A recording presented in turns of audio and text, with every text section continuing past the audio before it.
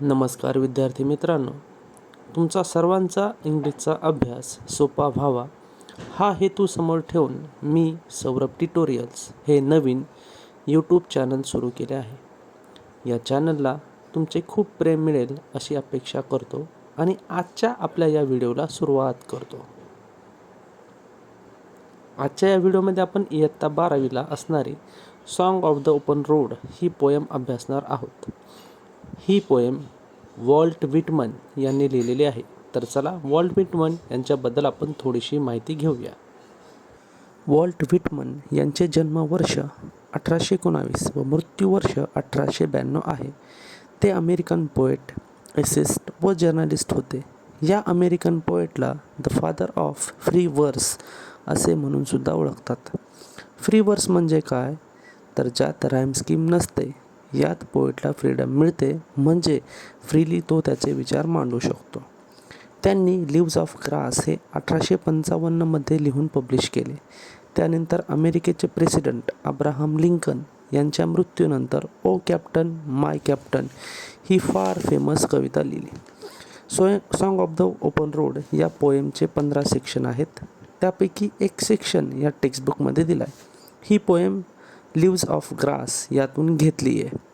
Basically ही poem एक life रोडबद्दल आहे. हे जग आपल्याला वेगवेगळ्या अपॉर्च्युनिटी उपलब्ध करून देते आणि आपण आयुष्यात खूप काही करू शकतो. व्हिटमन सांगतात की गरीब असो किंवा श्रीमंत, सर्वच रस्त्याचा वापर करतात. आपल्याला आयुष्य चांगल्या पद्धतीने जगायचे जर असेल तर आयुष्यात काहीतरी नवनवीन करावे लागते आणि हा आयुष्याचा रोड आपल्याला डेस्टिनेशनकडे घेऊन जात असतो. तर चला मग अजून वेळ न वाया घालवता song of the open road ही पोयम आपण लाईन बाय लाईन अभ्यास करूया. Afoot and light hearted I take the open road, healthy free the world before me. आता या लाईन्समधून कवी आपल्याला सांगू इच्छितात की त्यांनी आयुष्याच्या प्रवासाला सुरुवात केलेली आहे. आयुष्य जगत असताना आपल्याला वेगवेगळ्या समस्या येतात आणि त्या समस्यांना तोंड देण्याची तयारी आपली असावी लागते. हा प्रवास म्हणजे जीवनाचा प्रवास आहे. ते सिम्बॉलिकली म्हणजे रूपकात्मक त्यांनी वर्णन केलेले आहे. आता अफूट या शब्दाचा अर्थ ऑन फूट म्हणजे तो प्रवासासाठी तयार झालेला आहे आणि त्यांनी स्वच्छंदीपणे तो जो काही आयुष्याचा प्रवास आहे तो मुक्तपणे करण्याचा प्रयत्न त्यांनी केलेला आहे. The long brown path before me leading wherever I choose. आणि त्यांनी जो काही रस्ता त्यांनी निवडलेला आहे तो जिकडे तो रस्ता ते घेऊन जाईल त्या रस्त्याच्या आधारे तिथे त्यांनी तो रस्ता निवडलेला आहे. Henceforth I ask not good fortune, I myself I am good fortune. आता हेन्सफोर्थ या शब्दाचा अर्थ म्हणजे from now on, hereafter म्हणजे यापुढे मी कधीही चांगल्या जे गुड फॉर्च्यून आपण म्हणतो म्हणजे दैव लक असं आपण म्हणतो ते मी कधीही मागितलेलं नाही. कारण मी स्वतःच एक गुड फॉर्च्यून म्हणजे मी स्वतः एक चांगलं नशीबवान आहे आणि ते जे काही नशीब आहे ते नशिबाला मी दोष न देत बसता मी ते नशीब कसं चांगलं बनेल यासाठी मी प्रयत्न करेल. Henceforth I whimper no more, postpone no more, need nothing. Whimper या शब्दाचा अर्थ मेक अ सिरियस लो म्हणजे वीक. मी स्वतःला वीक समजत नाही आणि कोणतीही गोष्ट किंवा काहीही मी पोस्टपोन करत नाही म्हणजे मी कोणतीही गोष्ट टाळत नाही किंवा त्याच्यासाठी मी कुरबूर किंवा तक्रार करत बसत नाही. Done with indoor complaints, libraries, querulous and criticism. बघा फार छान वर्ड्स इथे दिलेले आहेत की घरातील ज्या काही कंप्लेंट्स आहेत म्हणजे घरातील जे काही लोक आहेत त्या आयुष्यभर आपल्याला काही ना काही गोष्टी सांगत असतात. त्यांच्यातील घरातील तक्रारी तुम्हाला सर्वांना माहिती आहे.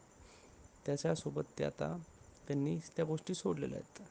दुसरा वर्ड इथे दिलेला आहे लायब्ररीज. आता लायब्ररीज हा वर्ड कशासाठी, जर तुम्ही लायब्ररीत गेलेले असाल तिथं वेगवेगळ्या प्रकारचे पुस्तके तुम्हाला दिसतील आणि प्रत्येक पुस्तकातून आपल्याला वेगवेगळं काहीतरी शिकायला मिळतं. तसंच आपल्या आयुष्यातही वेगवेगळ्या प्रकारचे लोक आहेत, प्रत्येकाचे स्वभाव वेगळे आणि त्यांच्याकडून आपल्याला वेगवेगळ्या गोष्टी माहीत होतात. क्वारलस म्हणजे मी इथे कसलीही तक्रार करत बसणार नाही, म्हणजे कोणाकडेही माझा स्वभाव चिडचिडा दाखवणार नाही.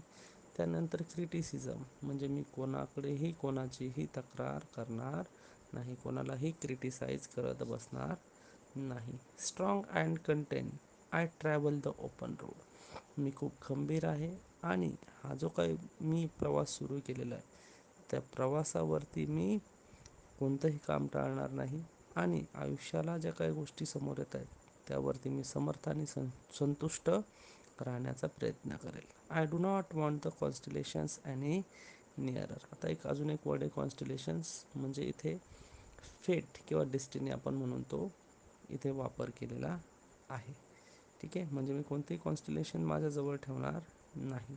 I know they are very well where they are. मला माहिती आहे ते सर्व जिथे कुठे आहेत ते खूप छान पद्धतीने त्यांचं आयुष्य जगतात. I know they suffice for those who belong to them. आता सफाईज एक वर्ड आलेला आहे, त्याचा मिनिंग इथे आपण सफिशियंट किंवा ॲडिक्वेट असा घेऊया.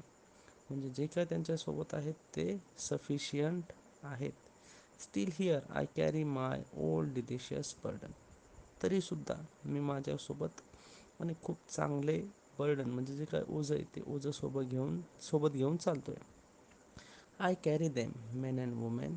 आणि ते सांगतायत की हो ते काय जे डिलिशियस बर्डन आहे स्त्री आणि पुरुषांनो मी ते माझ्यासोबत घेऊन चालतो आहे. I carry them with me wherever I go. आणि मी जिथे कुठे जातो आहे ते सर्व माझ्यासोबत ते मी घेऊन जात आहे. I swear it is impossible for me to get rid of them. आणि त्याच्यापासून सुटका होणं किंवा ते सोडून देणं हे माझ्यासाठी इम्पॉसिबल आहे, कारण ते जे काही बर्डन आहे ते काय आहे खूप डिलिशियस आहे, म्हणजे माझ्यासाठी ते खूप चांगल्या पद्धतीचे आहे. I am feel with them and I will feel them in return. आणि डिलिशियस बर्डन म्हणजे त्यांनी आयुष्यामध्ये जे काही चांगल्या चांगल्या आठवणी सोबत ठेवलेल्या आहेत त्या आठवणी मी सोबत घेऊन चालणार आहे आणि अजून त्या आठवणी कशा चांगल्या होतील याच्यासाठी मी प्रयत्न करणार आहे. धन्यवाद. जर कविता आवडली असेल तर लाईक करा, शेअर करा, सबस्क्राईब करा. थँक्यू.